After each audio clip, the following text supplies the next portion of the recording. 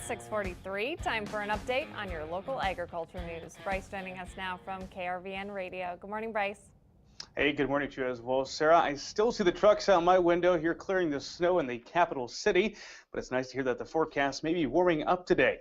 In agriculture news, the Department of Agriculture will soon reopen Farm Service Agency offices nationwide. USDA has temporarily recalled all of the more than 9,700 FSA employees to keep offices open from 8 a.m. to 4:30 p.m. weekdays beginning on January 24th.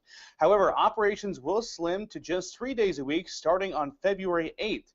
Ag Secretary Sonny Perdue on Tuesday afternoon announced the plan as an effort to provide additional administrative services to farmers and ranchers during this lapse in federal funding.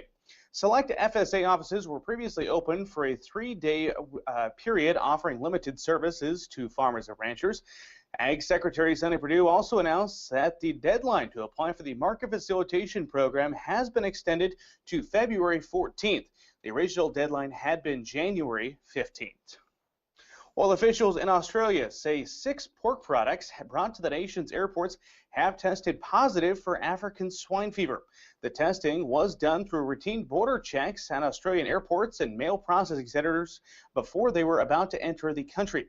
Meat industry publication Meeting Place reports that 2 weeks of testing by the Australian Animal Health Laboratory uncovered 6 pork products among the 152 seized and tested that were contaminated with the ASF virus. The detection does not change Australia's free status of African swine fever, but it does serve as a warning that the threat of ASF spreading to Australia remains serious.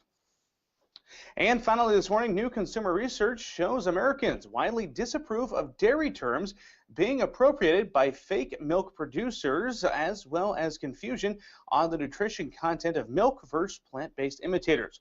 According to the National Milk Producers Federation, this is further evidence that FDA must enforce long-standing standards of identity on dairy imposers.